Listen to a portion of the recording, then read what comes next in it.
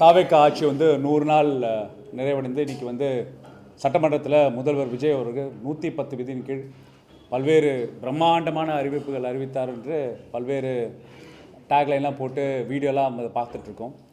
அந்த பிரம்மாண்ட அறிவிப்புகள் அடிப்படையில் ஒரு தார்மீக எதிர்க்கட்சியாக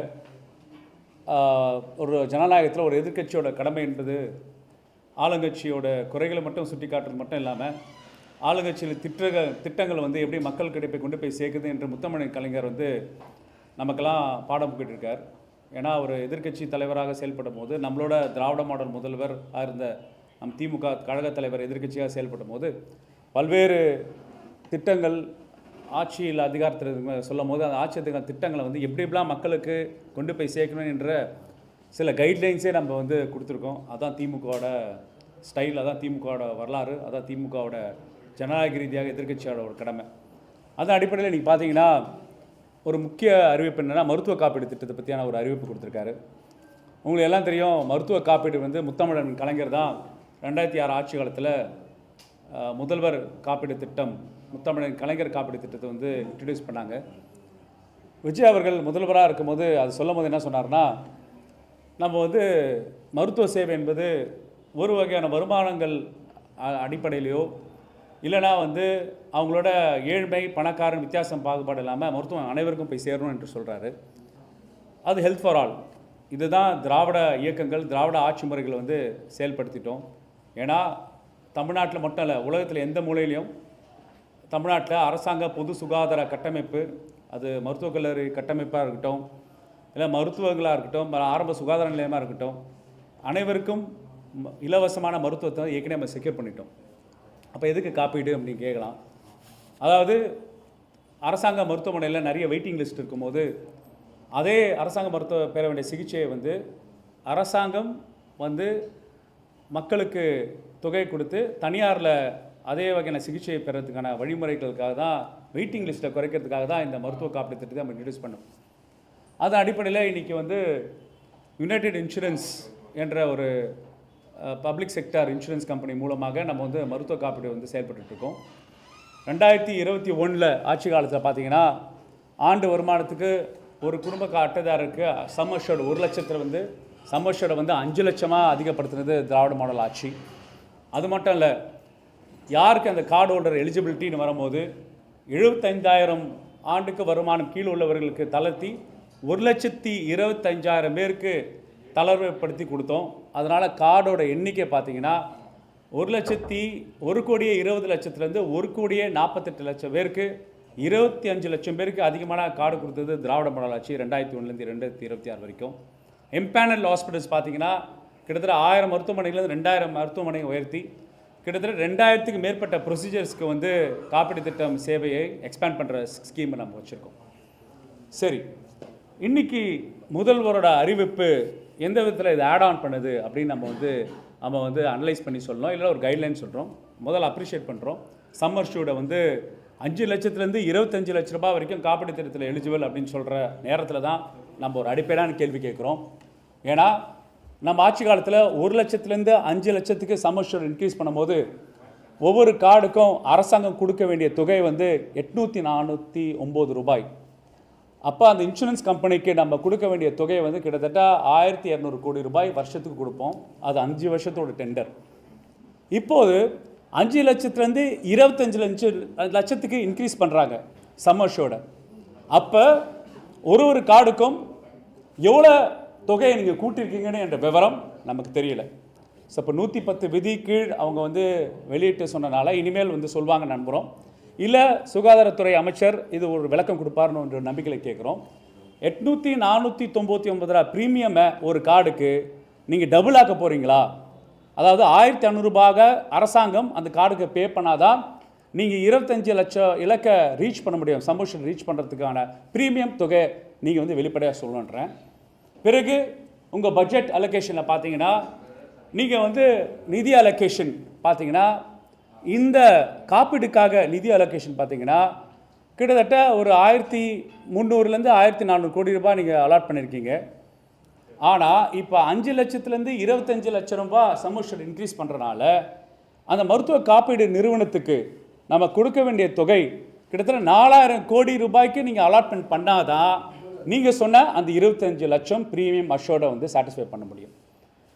இது பண்ணாமல் நீங்கள் இந்த அறிவிச்சனால ஒரு அடிப்படை கேள்வி இருக்குன்னா, நீங்கள் சம் அஷோர்ட்னு 25 லட்ச ரூபா சொல்லிடுவீங்க, ஆனால் நீங்கள் ஆப்ரேஷனுக்கு கொடுக்க வேண்டிய பேக்கேஜ் ரேட், அதாவது ஒரு பைபாஸ் ஆப்ரேஷனுக்கு எவ்வளோ கொடுக்க போகிறீங்க, ஒரு டிரான்ஸ்பிளான்ட் சர்ஜரிக்கு எவ்வளோ கொடுக்க போகிறீங்க, ஒரு மருத்துவ சிகிச்சைக்கு ஒரு கேன்சர் ட்ரீட்மெண்ட்டுக்கு எவ்வளோ கொடுக்க போகிறீங்கன்னு என்ற பேக்கேஜ் ரேட்ஸை நீங்கள் அதிகப்படுத்த போகிறீங்களா? அப்போ அதிகப்படுத்தினால நம்பர் ஆஃப் ப்ரைவேட் ஹாஸ்பிட்டல்ஸ் இதை எம்பேனல் பண்ணுறதுக்கு விரிவுபடுத்த போகிறீங்களா? அப்போ இந்த மாதிரி ஒரு செயல் திட்டங்களை வந்து நீங்கள் விரிவுபடுத்தி சொல்லாமல், அதுக்குண்டான நிதி ஒதுக்கீடை வந்து நீங்கள் டைப் பண்ணாமல், நாங்கள் 25 லட்ச ரூபாய் வரைக்கும் நாங்கள் வந்து காப்பீடு திட்டத்தில் நாங்கள் சம் அஷோர்ட் கொடுப்போம்னு சொல்வது அடிப்படையிலே இந்த 4 கேள்விகளை வந்து அவங்க பதில் சொல்லணும். ஒன்று, ஒரு கார்டுக்கான ப்ரீமியம் எதோட அதிகப்படுத்த போது, நீங்கள் 25 லட்சம் சம் அஷோர்ட்னா நீங்கள் வந்து எவ்வளோ ரூபாய் நீங்கள் ஒதுக்கீடு அதிகப்படுத்த போகிறீங்க? 1200 கோடி ரூபாயிலேருந்து 4000 கோடி ரூபாய் வருஷத்துக்கு ஆண்டுக்கு நீங்கள் இன்க்ரீஸ் பண்ண போகிறீங்களா? 3, நீங்கள் கொடுக்க வேண்டிய பேக்கேஜ் ரேட்ஸ், ஒரு ப்ரொசீஜருக்கான பேக்கேஜ் ரேட்ஸ் வந்து விரிவுபடுத்த போகிறீங்களா? இல்லை number of private hospitals empanel பண்ண போகிற அதிகரிக்க போகிறீங்களா? இந்த 4 குறிக்கோளை எட்டாமல் நீங்கள் அந்த 25 லட்ச ரூபாய் ஒரு கார்டுக்கு நாங்கள் வந்து வாயளவில் அறிவிப்பாக இருந்தால் அது செயல் திட்டத்துக்கு ஏகுவாக இருக்கிறதா, இல்லை ஆஸ் யூஷுவல் இது வந்து ஒரு நெரேட்டிவ் பில்டிங்காக, ஒரு விளம்பரத்துக்காக 110 அறிவிப்பு கொடுக்க போகிறீங்களான்னு என்ற ஒரு அடிப்படையான கேள்வியை வந்து நான் கேட்குறோம். ஓகே. ரெண்டாவது, நேற்று பார்த்தீங்கன்னா மருத்துவ மானியத்தில் இப்போ வந்து ஒரு அறிவிப்பு கொடுத்தாங்க. முதியோர்கள் 70 வயசுக்கு தாண்டினவங்களுக்கு நாங்கள் வந்து எந்த வகையான வருமான உச்சவரம்பு வைக்கலை, எல்லா வகையான ப்ரொசீஜர்ஸ்க்கும் நாங்கள் வந்து காப்பீடு திட்டம் கவர் பண்ணுறோம் சொல்கிறோமே, இது ஒன்றிய அரசோட வே வந்தனா என்ற பிஎம்ஜே ஸ்கீமோட எக்ஸ்டென்ஷன் தான் பண்ணுறதை வந்து நீங்கள் உங்கள் அறிவிக்கிறீங்களான்னு கேட்குறேன். ஏன்னா ஏற்கனவே வந்து நம்ம நிறைய திட்டங்கள் ஒன்றிய அரசு நிதியை வந்து கம்பைன் பண்ணி கொடுக்குறோம். முத்துலட்சுமி அம்மையார் திட்டத்தில் வந்து 12,000 ரூபாய் மாநில அரசு கொடுக்குது, 6,000 ரூபாய் ஒன்றிய அரசு கொடுக்குது, அது 18,000 ரூபாய் கொடுக்குறோம். அதே மாதிரி தான் நம்மளோட காப்பீடு திட்டத்துக்கூட 40லேருந்து 50 விழுக்காடு வந்து சில ப்ரொசீஜர்ஸ்க்கு PMJ scheme, Ayushman Bharat scheme வழியாக அலாட் பண்ணி கொடுக்குறோம். நீங்கள் இப்போ புதுசாக முதியோருக்குன்னு ஒரு திட்டம் அறிவிச்சிருக்கீங்களே, இது தனிப்பட்ட திட்டமா, இல்லை மாநில அரசு நிதி ஒதுக்கீட்டில் தனிப்பட்ட திட்டமாக இருக்க போகிறதா, இல்லை ஒன்றிய அரசோட இந்த பிஎம் ஸ்கீமோட வே வந்தனா திட்டத்தோட ஒரு எக்ஸ்டென்ஷனாக தமிழ்நாடு உள்வாங்கி கொடுக்க போதா? அப்படி உள்வாங்கி கொடுக்கும்போது ஒன்றிய அரசோட நிதி பங்கீடு எவ்வளோ, மாநில அரசு நிதி பங்கீடு எவ்வளோன்னு நீங்கள் எலாபரேட் பண்ணணும். அப்போ நீங்கள் ஒன்றிய அரசோட திட்டத்தை தான் நீங்கள் விரிவுபடுத்த போகிறீங்கன்னா அப்புறம் ஏன் இது தனி திட்டமாக நீங்கள் உங்கள் மருத்துவ மானியத்தில் பட்ஜெட்டில் அறிவிச்சிங்க என்ற கேள்வி இருக்குது. ஸோ இந்த அடிப்படை கேள்வியை கேட்டிருக்கோம். இன்னொன்று முக்கியமான விஷயம் என்னென்னா, இன்றைக்கி ஆவின் பால் பற்றி ஒரு பெரிய அறிவிப்பு தெரிவித்ததாக சொன்னார். அவர் சொல்லும் போது முதல்வர் வந்து திமுக ஆட்சி காலத்தில் 3 ரூபாய் உயர்த்தினது, கொள்முதல் உயர்த்தினதை வந்து பதிவு பண்ணுறாரு. Yes, very good. ஆனால் அவங்க தேர்தல் அறிக்கையில் கிட்டத்தட்ட அவங்க என்ன பார்த்தீங்கன்னா 44 ரூபாய் வரைக்கும் நாங்கள் வந்து உங்களுக்கு பால் கொள்முதல் கொடுக்குறோம் என்று பால் உற்பத்தி பண்ணுற விவசாயிகளுக்கோட நிலையை போக்குவதுக்கு 44 ரூபாய் வந்து தேர்தல் அறிக்கையில் வச்சுருக்கீங்க கொள்முதல். ஆனால் கொடுத்தது 41 ரூபாய் தான். நாங்கள் இதை கொண்டு வரும்போது 3 ரூபாய் கொள்முதல் விலையை வந்து உயர்த்தி விவசாயிகளுக்கு பால் உற்பத்தி பண்ணுறவங்களுக்கு கொடுத்தோம். அதே நேரத்தில் ஆவின் பால் விலையை வந்து 3 ரூபாவை மக்களுக்கு குறைச்சோம். அப்போ கிட்டத்தட்ட 6 ரூபாய் ஒரு லிட்டருக்கான சுமையை வந்து அரசு ஏற்றிச்சு. இப்போ நம்ம கேட்குறது, நீங்கள் 3 ரூபாய் இப்போ எக்ஸிஸ்டிங் ரேட்லேருந்து நீங்கள் 3 ரூபாய் நீங்கள் வந்து பால் கொள்முதல் கொடுக்குறீங்க, இதனால் ஒரு 300 கோடி ரூபாய் வந்து அரசுக்கு இழப்பீடு வரும்னு சொல்கிறீங்க. ஆனால் மீதி 3 ரூபாய் நாங்கள் வந்து குறைச்சோம்ல, யார் மக்களுக்கு ஆவின் பால் விலையை ஒரு லிட்டருக்கு 3 ரூபாய் குறைச்சோம்ல, அந்த 3 ரூபாய் அட்வான்டேஜை ஏன் திருப்பியும் பால் கொள்முதல் பண்ணுற விவசாயிகளுக்கு, ஏன் விவசாயம் பாதிக்கப்பட்ட சூழலில் இப்போ தண்ணி வராத நிலையில், அப்போ பால் உற்பத்தியாளர்களுக்கு நீங்கள் நிறைய இறக்கப்பட்டு பல ஸ்டேட்மெண்ட் சொன்னீங்களே 110 அறிவிப்பின் கீழ், அந்த அறிவிப்பின் கீழ் ஏன் நீங்கள் வந்து முழுமையாக அந்த அட்வான்டேஜை வந்து வாடிக்கையாளர்களுக்கு தான் கொடுக்கல, பால் வாங்குறவங்களுக்கு கொடுக்கல, அட்லீஸ்ட் பால் கொள்முதல் பண்ணுறவங்களுக்கு நீங்கள் கொடுத்துருந்தா உங்கள் தேர்தலில் நீங்கள் சொன்ன வாக்குறுதியை நிறைவேற்ற விதமாக அமையுமே என்ற ஒரு பொறுப்பான எதிர்க்கட்சியாக நாங்கள் வந்து கேள்வியை கேட்குறோம். மூணாவது அறிவிப்பு, நீங்கள் வந்து எல்லா சட்டமன்ற உறுப்பினர்களுக்கும் நீங்கள் வந்து கார் கொடுக்கறத பற்றி செய்தி வந்தது. பிறகு அவங்களுக்கு ஒரு பிஏக்கு சம்பளம் கொடுக்கறது, பிறகு பெட்ரோல் மானியம் கொடுக்குறதான் சொன்னீங்க. அடிப்படையில் பார்த்தீங்கன்னா சட்டமன்ற உறுப்பினர்களுக்காக ஒரு ஆண்டும் நிதி ஒதுக்கீடு வந்து 3 கோடி ரூபாய் இருக்குது. அந்த மக்களுக்காக எம்பி எம்எல்ஏ ஃபண்ட்ஸ் அப்படின்னு ஒரு கேட்டகரி இருக்குது. அதை முத்தமிழ் கலைஞர் தான் கொண்டு வந்தார். ஒரு சட்டமன்ற உறுப்பினர் வந்து அவரோட வேலை என்ன, சட்டமன்றத்தில் தமிழ்நாடு அரசோட சட்ட முன்வடிவுகளை வந்து விவாதம் செஞ்சு அதை சட்டமாக மாற்றுறதுக்கான வேலைகள், அந்த அமைப்பு முறையை மாற்றி மக்களை தேர்ந்தெடுக்க பிரதிநிதிகள் மக்கள் குறைகளை திட்டங்கள் மூலம் கொடுக்கறதுக்காக நம்ம வந்து எம்எல்ஏ ஃபண்ட்ஸ்னு முத்தமிழ் கலைஞர் உருவாக்கினார். கிட்டத்தட்ட 3 கோடி ரூபாய் வரை ஆண்டுக்கு வந்து கொடுக்குறாங்க. அப்போ 5 ஆண்டுகளில் பார்த்தீங்கன்னா இந்த ஒரு ஆண்டு 3 கோடி ரூபாய் ஒரு எம்எல்ஏவும் தன்னோட எம்எல்ஏ நிதியை மக்களுக்கு நேரடியாக கொடுக்குற வழிமுறை இருந்தது. இப்போ நீங்கள் சொன்னீங்க மிகவும் பொருளாதார நெருக்கடி சூழல் இருக்கும், ரொம்ப காஸ்ட் கன்ஸ்ட்ரெயிட்டில் நாங்கள் வந்து செயல்பட்டுருக்கோம்னு சொல்கிறீங்க. அந்த அடிப்படையில் நீங்கள் இந்த மாதிரி ஒரு ஸ்கீமை வந்து இன்ட்ரடியூஸ் பண்ணியிருக்கீங்க. அந்த ஸ்கீம் இன்ட்ரடியூஸ் பண்ணும்போது ஒரே ஒரு கேள்வி தான் கேட்குறேன். நான் ஒரு சட்டமன்ற உறுப்பினராக செயல்பட்டிருக்கேன். இந்த சட்டமன்ற தேர்தலில் வந்து வெற்றி வாய்ப்பு இழந்துள்ளேன். ஆனால் ஒவ்வொரு தேர்தலுக்கு முன்னாடி எங்களோட எலெக்ஷன் அஃபிடவிட் நாங்கள் வந்து சப்மிட் பண்ணணும். அந்த எலெக்ஷன் அஃபிடவிட்டில் தெளிவாக யார் யாரெல்லாம் கார் வச்சுருக்கா, யார் யாரெல்லாம் எவ்வளோ சொத்து வச்சுருக்கா, யார் யாரெல்லாம் வந்து அந்த பொருளாதார தளத்தில் எந்த நிலையில் இருக்காங்கன்னு என்ற தன்மை வந்து வெளிப்படையாக இருக்குது. Association of democratic reforms ADR போன டைம்ஸ் ஆஃப் இந்தியாவில் நம்ம சட்டசபையில் இப்போ இருக்கிற சட்டசபையில் 234 எம்எல்ஏக்களில் 190 எம்எல்ஏ மேல் கிட்டத்தட்ட அவங்க வந்து கோடி கணக்கில், அதாவது வருமானத்தை வந்து அவங்க வந்து கோடீஸ்வரர்களாக இருக்காங்க என்ற அறிக்கையை வந்து சப்மிட் பண்ணியிருக்கு. அப்போ இன்றைக்கி முதல்வர் விஜய் அவர்கள் ஏழை எளிய சாமானியர்களை வந்து நான் வந்து சட்டமன்றத்தில் கொண்டு வரதுக்கு வந்திருக்கோன்னு என்று சொல்கிறார்ல, அப்போ ஏழை எளிய சாமானியர்களோட அஃபிடவிட்டை அவரை பார்த்து அந்த அஃபிடவிட்டில் யார் யாருக்கெல்லாம் கார் இருக்குது, யார் யாருக்கெல்லாம் கார் வசதி இல்லைன்னு என்று வேறுபடுத்தி பார்த்துட்டு அது தகுதான் போல் யார் தேவைப்படுற சட்டமன்ற உறுப்பினர்களுக்கு வாகனம் வழங்குறது உகந்ததாக இருக்கும் என்ற ஒரு விஷயத்தை சொல்கிறோம். ஏன்னா விவசாய கடன் தள்ளுபடி இருக்குது, நிதி பற்றாக்குறை இருக்குது, பல்வேறு திட்டங்கள் செயல்படுத்துவங்களுக்கு வந்து நீங்கள் வந்து போன ஆட்சி காலத்தில் வந்து கஜானாவை காலி செஞ்சுட்டு போயிருக்காங்களா சொல்லும் போது நீங்கள் இப்போ என்ன சொல்கிறீங்கன்னா, இந்த மாதிரியான ஸ்கீம்ஸை வந்து நீங்கள் டெலிவர் பண்ணும்போது அப்போ நீங்கள் சொன்ன முன்ன வாக்கு கஜானா காலி, கஜானாவை தொலைத்து எறிந்து சென்று விட்டார்கள் என்று சொல்கிற கான்செப்ட்டு இங்கே இல்லாமல் போயிடுது. நம்ம இங்கே வந்து அடிப்படையில் நம்ம கேட்குறது 110 விதியின் கீழ் ஒரு முதல்வர் எழுந்திருச்சு அதுக்குள்ள அறிவிப்புகள் அறிவிக்கும் போது அது வந்து செயல் திட்டங்கள் வந்து நேரடியாக மக்களை கொண்டு போய் செயல் திட்டமாக அமைஞ்சிட்டே இருக்கும். அப்போ நான் சொன்ன விதத்தில் இந்த 3 அறிவிப்பும் கிளாமரஸாக இருக்கலாம், நரேட்டிவ் செட்டிங்காக இருக்கலாம், இல்லை பைட் போடுறதுக்கு உங்களுக்கு செய்தியாக இருக்கலாம். ஆனால் நடைமுறையில் இம்ப்ளிமெண்டேஷனில் இவ்வளோ கேள்விகளுக்கு பதில் செய்ய வேண்டிய பொறுப்பு ஆளுங்கட்சிக்கு இருக்குன்னு நான் சொல்கிறேன். நான் 5 லட்சத்திலிருந்து 25 லட்சமாக மாற்றுவதற்கான ஏன்னா கடந்த காலங்களில் வந்து 5 லட்சத்திலிருந்து 10 லட்சம் இது போன்ற படிப்படியாக தான் உயர்த்துவாங்க. இப்போ 5 மடங்கு உயர்த்தப்பட்டு பேசிக்கலாக வந்து சம்மர் ஷோடு வந்து நீங்கள் எவ்வளோ வேணாலும் சொல்லிடலாங்க. அன்லஸ் நீங்கள் அந்த சம்மர் ஷோடோட பேக்கேஜஸ் என்ன. இப்போ வந்து ஒரு தடவையாக மருத்துவ காப்பீடு திட்டத்தில் வந்து நீங்கள் சிம்பிள் எக்ஸாம்பிள் இப்போ டிரான்ஸ்பிளான்ட் ப்ரோக்ராம் எடுத்துங்களேன். நம்மளோட தமிழ்நாட்டில் வந்து போன முறை நம்ம ஆட்சி காலத்தில் வந்து ஒவ்வொரு ரிவர் டிரான்ஸ்பிளான்ட்டுக்கும் 22 லட்சம் கொடுத்தது, விச் இஸ் ஹியூஜ். அப்போ 22 லட்சத்தை வந்து அரசாங்கம் எப்படி காம்பன்சேட் பண்ணாங்க பார்த்தீங்கன்னா, காப்பீடு நிறுவனம் 5 லட்சம் தான் கொடுத்தது. மீதி 17 லட்சம் எங்கேருந்து வந்ததுன்னா நம்மளோட corpus fund, Tamil Nadu health system ப்ராஜெக்ட்லேருந்து கார்பஸ் ஃபண்ட் மூலம் மக்கள் அப்ளை பண்ணி வாங்கிட்டாங்க. அப்போ ஒரு மருத்துவமனையும் அப்ளை பண்ணும்போது தமிழ்நாடு ஹெல்த் சிஸ்டம் ப்ராஜெக்டை கிளியர் பண்ணி 17 லட்சம் கார்பஸ் ஃபண்ட். அந்த கார்பஸ் ஃபண்ட் எப்படி வருதுன்னா, அரசாங்க பொது மருத்துவமனையில் காப்பீடு திட்டம் கார்டு பயன்படுத்துகிற அந்த நிதியை கலெக்ட் செய்து பிறகு தமிழ்நாடு ஹெல்த் சிஸ்டம் ப்ராஜெக்ட்டுக்கு 77 விழுக்காடு கொடுத்து பிறகு டிரான்ஸ்பிளான்ட் சர்ஜரிக்கு கொடுத்துருந்தோம். இப்போ நான் இந்த ப்ராசஸ் வந்து நான் உங்களுக்கு தெளிவாக நான் பேச முடியுது, சொல்ல முடியுதுன்னா அந்த ப்ராசஸ் எங்களுக்கு தெரியும். இப்போ நம்ம அதுதான் கேட்குறோம். நீங்கள் சம்மர் ஷோடு 25 லட்சம் கூட வச்சுக்கோங்க, 30 லட்சம் கூட வச்சுங்க. ஆனால் ஒவ்வொரு சிகிச்சை முறைக்கும் எவ்வளோ ஒதுக்கீடு செய்கிறீங்க, அந்த ஒதுக்கீடு அமௌண்ட் அதிகப்படுத்துகிறீங்களா?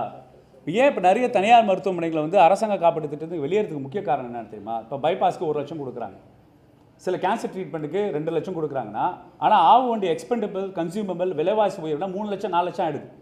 அதனால் இது பயனற்றதாக இருக்குன்னு சொல்லிட்டு நிறைய காப்பீட்டு திட்டங்கள் மருத்துவமனைகள் முக்கியமான சிகிச்சையிலேருந்து வெளியேறாங்க. அப்போ வெறும் லிமிட்டட் டயாலிசிஸ் பண்ணுறதுக்கு ஃபார் எக்ஸாம்பிள் ஒரு டயாலிசிஸ்க்கு 1500 ரூபாய் கொடுக்குறாங்க. அந்த 1500 ரூபாவை வச்சு அங்கே டயாலிசிஸ் மிஷினு அப்புறம் ஒரு டயாலிசிஸ் கன்சியூமபிள்ஸு இதுக்கெலாம் விலை ஜாஸ்தி ஆகிடுச்சு. ஆனால் 1500 ரூபாய் பத்த மாட்டேங்குது. ஸோ அப்போ எதுக்கு நான் காப்பீடு திட்டத்தில் டயாலிசிஸ் போனோன்னா நிறைய மருத்துவமனை விட்ரா ஆகும்போது நம்ம இருக்கிற பொறுப்பேற்ற அரசுக்கிட்ட கேட்குறோம், நீங்கள் ஒவ்வொரு ப்ரொசீஜருக்கும் விலை நீங்கள் உயர்த்தி கொடுத்தீங்கன்னா இல்லை எம்பேனல் பண்ணுற ஹாஸ்பிட்டல்ஸ் அதிகப்படுத்திங்கன்னா அப்போ நீங்கள் இந்த இலக்கை வந்து ரீச் பண்ணலாம். அதுதான் கேட்குறேன். சப்போஸ் நீங்கள் 25 லட்சம் ரூபாய் நீங்கள் சமோஷன் சொன்னீங்கன்னா உங்கள் நிதி ஒதுக்கீடு ஆண்டுக்கு 1200 கோடியிலேருந்து 4000 கோடி ரூபாய்க்கு மாறணும். பல்வேறு மாநிலங்களில் 4000 கோடி வரைக்கும் கொடுக்குது. இப்போ நீங்கள் ஆந்திரா எடுத்துங்க, காப்பீடு திட்டத்தில் 4000 கோடி ரூபாய் அலாட் பண்ணுறாங்க ஒரு வருஷத்துக்கு. அப்போ 4000 கோடி ரூபாய் நீங்கள் வருஷத்துக்கு அலாட் பண்ணால் தான் நீங்கள் வந்து 25 லட்சம் ரூபாய் இலக்கை வந்து ரீச் பண்ண முடியுன்றது. So it's practical. ஸோ அப்போ நாங்கள் தேர்தலுக்கு என்ன சொன்னோன்னா, நாங்கள் 5 லட்சத்துலேருந்து பர் இயருக்கு வந்து 10 லட்ச ரூபாய் இன்க்ரீஸ் பண்ணுறதுக்கான தேர்தலுக்கு கொடுத்தோம். திமுக தேர்தல் 2026 1 லட்சத்துலேருந்து 5 லட்சம் இன்க்ரீஸ் பண்ணோம். 5 லட்சத்துலேருந்து 10 லட்சம் இன்க்ரீஸ் பண்ணுறது ப்ராக்டிக்கல் அப்ரோச். நீங்கள் 25 லேக்ஸ் அப்ரோச்சுக்கு நீங்கள் இன்க்ரீஸ் பண்ணும்போது நீங்கள் வந்து சம்மர் ஷூட் பற்றியான நிதி பகிர்வு எங்கேருந்து ஃபண்ட் அலாட் பண்ணி தெரியல. சிம்பிள் எக்ஸாம்பிள் நான் எடுத்துக்கிறேன். தாய்மாமன் சீர்திட்டம் ஒரு நிதி ஒதுக்கீடு பண்ணுறாங்க. எங்கேருந்து எடுத்திருக்காங்க பார்த்தா கண்டிஜென்சி ஃபண்ட்ஸில் எடுத்திருக்காங்க. கண்டிஜென்சி ஃபண்ட்ஸ்னால் எதை? கொரோனா காலமால் ஒரு பேரிடர் ஏற்பட்டால் இல்லை ஒரு டிசாஸ்டர் நடந்ததுன்னா இல்லைனா ஒரு பெரிய பேண்டமிக் நடந்ததுன்னா அதுக்கு எமர்ஜென்சி ஃபண்ட்ஸை எடுத்து தூக்கி என்ன பண்ணியிருக்காங்கன்னா அதை வந்து தாய்மாமன் சீர்திட்டத்துக்கு கொடுத்துருக்காங்க. அப்போ தாய்மாமன் சீர்திட்டம் யார் நடைமுறைப்படுத்துகிறாங்கன்னா தமிழ்நாடு மெடிக்கல் சர்வீஸ் கார்பரேஷன் நடைமுறைப்படுத்துகிறாங்க. தமிழ்நாடு மெடிக்கல் சர்வீஸ் கார்பரேஷன் என்ன பாடி? அதுவும் கலைஞர் தான் உண்டாக்குனார். என்னன்னா மருந்துகளை ப்ரொக்யூர் பண்ணுறதுக்கும் தரமான மருந்துகள் இருக்கா அது மக்களுக்கு கொண்டு போயிடுறது குவாலிட்டி செக்கிங்காகும். மருத்துவ இயந்திரங்கள் மருத்துவ உபகரணங்களை ப்ரொக்யூர் பண்ணுறதுக்கான பாடி. அங்கே இருக்கிற பயோமெடிக்கல் இன்ஜினியர்ஸ் அங்கே இருக்கிற ஃபார்மசிஸ்ட் வந்து மருந்துகளோட குவாலிட்டி செக் பண்ணுறதும் மருந்துகளோட உபகரணங்கள் மருத்துவ எக்யூப்மெண்ட் உபகரணங்களை செக் பண்ணுறதுக்காக இருப்பாங்க. இப்போ அவங்க என்ன பண்ணிட்டீங்க, தங்கத்தை ப்ரொக்யூர் பண்ணுறாங்கலாம் நீங்கள் அந்த சிஸ்டத்தை பயன்படுத்துறது எவ்வளோ அபத்தமான விஷயமா இருக்குது. அப்போ நம்ம நீங்கள் ஒரு ஸ்கீமை இன்ட்ரடியூஸ் பண்ணும்போது அதுக்கான நிதி ஒதுக்கீடு, அது யார் பண்ண போகிறா, எந்த மெக்கானிசம் பண்ண போகிறா, எப்படி டெலிவர் பண்ணுறாங்க என்ற ப்ரோட்டோடைப் ரொம்ப ரொம்ப அவசியமாகுது. அது நான் இந்த ஆட்சியில் மிஸ் ஆகுதுன்றோம்.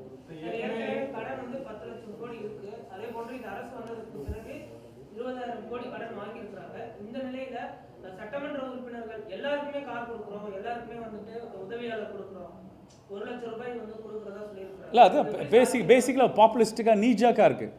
இப்போ ஒரு சட்டமன்ற உறுப்பினர் வந்து நான் ரொம்ப வறுமையில் இருக்கேன்னு சொல்லும் போது அந்த சட்டமன்ற உறுப்பினர் உண்மையிலே வறுமையில் இருக்கா இல்லையான்னு தான் நான் தான் சொல்கிறேனே. எலெக்ஷன் நிற்கிறதுக்கு முன்னாடி எலெக்ஷன் கமிஷன் முன்னாடி அஃபிடேவிட் கொடுத்துருக்கோம் எல்லாரும். அந்த அஃபிடேவிட் பட்டு எடுத்து பார்த்தா தெரிய போகுது யார் யாரெல்லாம் கோடீஸ்வரர்கள், யார் யாரெல்லாம் வந்து நிலைமை பொருளாதார நிலை என்ன அப்படின்னு எல்லாம் தெரிய போகுது. அதை அசஸ்மெண்ட்டு கொடுக்கலாம். நான் பெரிய பெரிய கார் வச்சுக்கிட்டு வெறும் சட்டமன்றத்தில் நான் ஆட்டோவில் வரேன், என்னை வந்து அடையாளம் தெரிய மாட்டேங்குது, என்னை வந்து யாரும் லவ் பண்ண மாட்டாங்க, யாரும் வந்து என்னை வேலை கொடுக்க மாட்டாங்க என்று சட்டமன்ற நடவடிக்கைகளை வந்து மக்கள் சார்ந்த விஷயத்துக்கு விவாதம் பண்ணாமல் தனிப்பட்ட கருத்துக்களுக்காக சொல்லி முதல்வருக்கு நன்றி தெரிவிப்பதெல்லாம் இது வரைக்கும் தமிழ்நாடு சட்டமன்றம் பல்வேறு வரலாறை பார்த்துருக்கு, பல்வேறு வரலாற்று சிறப்புமிக்க உரையாடலை கேட்டிருக்கு, விவாதங்கள் கேட்டிருக்கு, இதையும் கேட்டுட்ருக்கோன்ற நான்.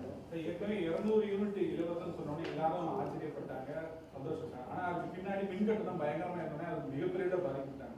இது 5 லட்சத்திலிருந்து 25 லட்சம் மாறும் போது இதுக்கு பின்னாடி இருக்கிற பயங்கரமான விஷயம் என்னன்றது மக்களுக்கு இருக்கு. ஏதாவது மருத்துவ கட்டணம் ஏதாவது சேவை மாறுமா, இல்லை கட்டணங்கள்லாம் உயரப்போதா, அந்த மாதிரியான ஒரு நிலைமையெல்லாம் பேசிக்கலி எங்க இபி வந்து அவங்க மாதம் ஒரு பில் சொன்னாங்க தேர்தல் அறிக்கையில், தாவேகா தேர்தல் அறிக்கையில் அது மாதம் 20 முறை தான் இருந்தது.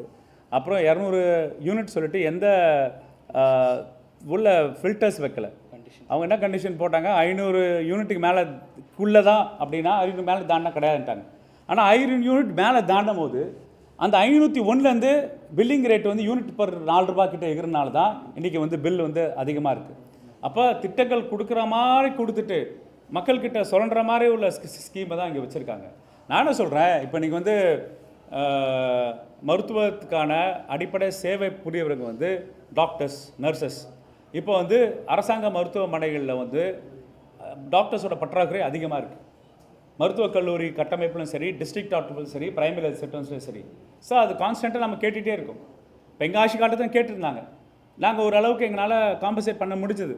இப்போ நீங்கள் வந்து கேன்சர் கேருக்கான அறிவிப்பு நீங்கள் கொடுத்துருக்கீங்க, கேன்சர் ஸ்பெஷலிஸ்ட் டாக்டர்ஸை வந்து பல்வேறு அரசாங்க மருத்துவக் கல்லூரியில் கேன்சர் டிபார்ட்மெண்ட் ஓப்பன் பண்ணி பிறகு அபன் ஸ்போக் மாடலில் வந்து கேன்சர் ட்ரீட்மெண்ட் பிளான் கொடுக்குறேன்னு சொல்லியிருக்கீங்க.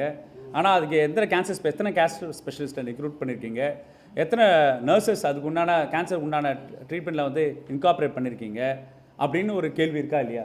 ஸோ அப்போ திட்டங்கள் வந்து அறிவிக்கிறதும் செயல்படுத்த முடிய திட்டங்களை வந்து 110 விதிக்கு சென்சிட்டிவ்னஸ் தான். ஒரு சிஎம் எந்திரிச்சு 110 விதியின் கீழ் ஒரு அறிவிப்பு கொடுக்குறாருன்னா அந்த ஸ்கீம் இம்ப்ளிமெண்டேஷனுக்கு முன்னாடி ஃபினான்ஷியல் டைஅப், அதுக்கு உண்டான மேன் பவர், இதை பற்றியான எலாபரேஷன் டிஸ்கஷன் முடிஞ்சக்கப்புறம் தான் அறிவிப்பு வரும். இப்போ நம்ம அவங்க கொடுத்த பட்ஜெட்லேயே ஹியூமன் மேன் பவர் எவ்வளோ டாக்டர்ஸ் ரிக்ரூட் பண்ணிட்டு எத்தனை ஸ்டாஃப் நர்சஸ் போட போகிறீங்க, உங்கள் ஸ்கீமுக்கு இந்த ஸ்கீம்ஸ்க்கு காப்பீடு திட்டத்துக்கு நிதி அலோகேஷன் எவ்வளோன்னு எதுவுமே இல்லையே.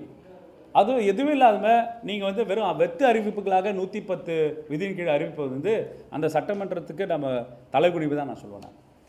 இன்னொன்று முக்கிய விஷயம் நம்ம பார்க்க வேண்டியது தோழர் என்னென்னா, 2026 ஜனவரி மாதம் என்ன பண்ணாங்கன்னா, நான் திட்டக்குழுவில் உறுப்பினராக இருந்த போது அப்போ வந்து முதல்வராக இருந்த எங்கள் தமிழ்நாட்டு முதல்வராக இருந்த எங்கள் திமுக தலைவர் வந்து ஒரு செக்டார் 360 2030 இலக்கை வைத்து செக்டார் 360ன்னு சொல்லி துறை வாரியாக, அதாவது 2030 இலக்கு வைத்து ஒவ்வொரு துறை ரீதியாக என்னென்ன கேப்ஸ் இருக்குது ஐடென்டிஃபை பண்ணுற திட்டங்கள் என்னென்ன அந்த திட்டங்கள்லாம் எலாபரேட் பண்ணும். நான் 2 திட்டங்களில் வந்து சேர் பண்ணேன். ஒன்று health and family welfare department, இன்னொன்று சோஷியல் செக்டர் டிபார்ட்மெண்ட். அந்த செக்டார் 360 டெம்ப்ளேட்டை தான் இப்போ அறிவிப்பில் வெளியே வந்துட்டுருக்கு. அப்போ நீங்கள் பிளானிங் கமிஷன் ரெக்கார்ட்ஸ் எடுத்துகிட்டு போங்க. செக்டார் 360 பற்றி நாங்கள் வந்து பப்ளிக்காகவே நடத்தினோம்.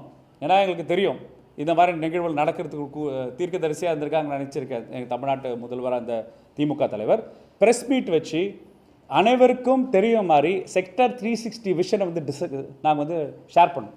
இந்த cancer mission programme, hub and spoke model, இந்த கன்ஜினட்டல் டிசீசஸ்க்காக நாங்கள் ஒரு டயக்னாஸ்டிக் லேப் செட் பண்ணுறது, அப்புறம் குழந்தை இறப்பு சதவீதத்தை வந்து குறைக்கிறதுக்கு விதமாக பல யூனிட்டில் உருவாக்குறது, எல்லாமே அந்த செக்டார் 360 டிகிரி விஷன் டாக்குமெண்ட் இருக்குது. அந்த செக்டார் 360 விஷன் டாக்குமெண்ட் இருக்கும்போது அந்த துறை செயலாளர் தான் இப்போ சிஎம் செக்ரட்டரி ஒன்றா இருக்கார். அப்போ நீங்கள் வந்து நோ ப்ராப்ளம். ஒரு அரசு என்பது நம்ம ஒர்க் பண்ணதை வந்து அந்த அரசு இம்ப்ளிமெண்ட் பண்ணுற ப்ராசஸை நம்ம மகிழ்ச்சியிடம் வரவேற்கிறோம். ஆனால் அந்த திட்டங்களை வந்து சரியாக நடைமுறைப்படுத்துறீங்களா இல்லையானே என்ற ஒரு பொறுப்பான எதிர்க்கட்சியை சொல்ல வேண்டிய கடமையில் நாங்கள் இருக்கோம். அப்போ செக்டார் 360 விஷன் டாக்குமெண்ட்ஸ் தான் இப்போ வந்து உங்களோட பட்ஜெட்டா அப்படின்னு கேட்டால் நான் வந்து ஊடகவியாளர்கள் கேட்குறேன், நண்பர்கள் கேட்குறேன், பப்ளிக்கை பார்த்து கேட்குறேன். செக்டார் 360 டாக்குமெண்ட்டையும் தாவேக்காவோட பட்ஜெட்டையும் நீங்கள் மேப் பண்ணி பார்த்தீங்கன்னா, ஒரு ப்ளகரிசம் சாஃப்ட்வேர் ரன் பண்ணிங்கன்னா 90% முன்ன ஆட்சி காலத்தில் 2030 இலக்கு வைத்த செயல் திட்டங்களை வந்து பார்ஷலாக ரிலீஸ் பண்ணிட்டு இருக்கிற சூழல் தான் ஏற்பட்டுருக்கு. இதை வந்து நாங்கள் சொல்கிறோம். சார், காங்கிரஸ் ஜனதா பார்ட்டி மற்றும் கம்யூனிஸ்ட் கட்சிகளோட போராட்டத்தில் கல்லூரி மாணவர்கள், பள்ளி மாணவர்கள் கலந்துக்காதபடி அந்த பள்ளியும் கல்லூரியும் பார்த்துன்னு சொல்லி கல்வி இயக்கம் கல்லூரி கல்வி இயக்குனர் சார்பாக வந்து சுற்றறிக்கை வந்திருக்குது. அதை எப்படி பார்க்குறீங்க? இல்லை, அடிப்படையாக பார்த்தீங்கன்னா இது வியப்பாக இருக்குது. யூஸ்வலாக வந்து இந்த மாதிரி மாணவர்கள் போராட்டம் என்பது நீங்கள் பார்த்தீங்கன்னா தமிழ்நாடு வந்து மாணவர்கள் போராட்டங்கள் வந்து முதல் தந்தை பெரியார் சமூக நீதிக்கு முதல் சட்ட திருத்தத்தை கொண்டு வரும்போது மாணவர்கள் போராட்டம் தான். குலக்கல்வி திட்டத்துக்கு எதிர்த்தாக நம்ம போராட்டம் பண்ணோம். தந்தை பெரியார் நடத்தினா, பேரறிஞர் நடத்தினா, இரட்டைக்கல் துப்பாக்கியாக ராஜாஜி கொண்டு வந்து குலக்கல்வி திட்டத்தை எதிர்த்து சண்டை போட்டது மாணவர்கள் தான். இந்தி திணிப்பு வந்து எதிர்த்து களம் அமைச்சது மாணவர்கள் போராட்டம் தான். நீட் எதிர்ப்புக்காக கிட்டத்தட்ட 2016-17 கிட்டத்தட்ட 15,000 போராட்டம் நடந்திருக்கு. உங்கள் டேட்டாவில், போலீஸோட டேட்டாவில் 15,000 ப்ரொட்டஸ்ட் நடந்திருக்கு. எக்கனாமிக் பொலிட்டிக்கல் வீக்லேயே டாக்குமெண்ட் பண்ணியிருக்காங்க. அப்போ ஜல்லிக்கட்டு எதிர்க்க போராட்டமாக இருக்கட்டும், இல்லை தேசிய கல்விக் கொள்கைக்கு எதிர்ப்பாக 13,000 போராட்டங்கள் மாணவர்கள் சார்ந்த போராட்டம் நடந்திருக்கு. இடதுசாரி தோழர்களாக இருக்கட்டும், இல்லை திராவிட இயக்க தோழர்களாக இருக்கட்டும், திராவிட முன்னேற்ற கழகமோட தோழர்களாக இருக்கட்டும், அனைவரும் அரசியல் ரீதியாக பொலிட்டிக்கல் டிஃப்ரென்சஸ் இருக்கலாம். ஆனால் தமிழ்நாடுக்குன்னு ஒரு காஸ் வரும்போது எல்லாம் இணைஞ்சு தான் போராட்டம் பண்ணுறோம். நீங்கள் பாருங்கள், சிஜேபி நடந்த போராஸ்ட்டு பால நிலையத்தில் நடந்தது. அனைவரும் நானும் போய் பங்கேற்றோம். திமுக சார்பாக போய் பங்கேற்றாங்க. அனைத்து சார்பு கட்சிகளும் போய் பங்கேற்று அவங்கள வந்து குரலை வந்து மக்களுக்கு, மாணவர்களுக்கு ஆதரவு தெரிவிச்சுட்டு வந்தாங்க. ஸோ அப்போ ஒரு பொது நோக்கத்துக்காக ஒரு ப்ரொட்டஸ்டிங் மோட் வந்து ஸ்டூடெண்ட்ஸ்க்கு இயல்பான விஷயம். அப்போ நீங்கள் ஒரு சர்க்குலர் அனுப்புறீங்க. என்ன சர்க்குலர் அனுப்புறீங்கன்னா, ஃபஸ்ட்டு டைம் ஒரு சர்க்குலரில் பார்ட்டிஸ் பேரை மென்ஷன் பண்ணி அனுப்புகிறாங்க. இடதுசாரி இயக்கங்களும் காக்ரோச் ஜனதா பார்ட்டி இயக்கங்களும் நடத்த போராட்டத்துகளை மாணவர்களை கொண்டு போகக்கூடாது அப்படின்னு. என்னது இது? அது அந்த அறிவிப்பு கிட்டத்தட்ட எல்லா 17 ஆகஸ்ட் 17ஆம் தேதி அந்த அறிவிப்பு வந்திருக்கு, அந்த லீக் ஆகிருக்கு. இப்போ எல்லா எதிர்ப்பு வந்ததுக்கப்புறம் காலையில் 11 மணிக்கு அந்த ஆர்டர் ரிவர்ஸ் பண்ணியிருக்காங்க. நான் சொல்கிறேன், நீங்கள் 17th கொடுத்துட்டீங்க எல்லா ஹெச்ஓடிஸ்க்கும் எல்லா டிபார்ட்மெண்ட்டுக்கும். இப்போ நீங்கள் ரிவர்சல் பண்ணது எல்லாருக்கும் தெரியுமான்னு கேட்குறேன். அப்போ மாணவர்கள் போராட்டம் இருந்தாலே இன்னும் மெசேஜ் சொல்கிறீங்க, இன்னும் நோஷன் சொல்கிறீங்க. இந்த அரசோட நோஷன் என்னென்னா இந்த போராட்டங்களுக்கு அனுப்பாதன்னு ஒரு வார்னிங் கொடுத்துட்டு ரிவர்ஸ் பண்ணிட்டீங்க. செய்தி போயிடுச்சு, யாருக்கு போயிடுச்சு? அந்த ரெஸ்பெக்டிவ் ஹெச்ஓடிஸ் போயிருக்கு. அப்போ மாணவர்கள் போராட்டத்துக்கு கிளம்புனா பை டிஃபால்ட்டாக அந்த ஹெச்ஓடி வந்து ஆக்ஷன் எடுத்தால் அரசு பாதுகாப்பு வராது, அரசோட பிளெஸிங்ஸை தான் பண்ணுறோன்னு ஒரு ஒரு ஒரு ஒரு ஒரு பிளெஸிங்ஸை ஒரு நோஷன் நீங்கள் கொடுத்துட்டீங்க. நாங்கள் இப்படி தான் செயல்பட போகிறோன்னு. இது ஒரு டிக்டேட்டர்ஷிப் மாடலுக்கு மாதிரி போகிற கான்செப்ட் வந்து ரொம்ப அபாயகமான சூழலாக இருக்குன்றேன். One second. தருமபுரி மாவட்டத்தில் இதே மாதிரி போராட்டப்பட்டது. திண்டுக்கல் மாவட்டத்தில் யார் இடதுசாரி தோழர்கள் இருக்காங்க, சிபிஐ மார்க் பண்ணுங்க அப்படின்னு சொல்லியிருக்காங்க. அதுக்காக தான் அவங்க மேப் பண்ணியிருக்காங்க.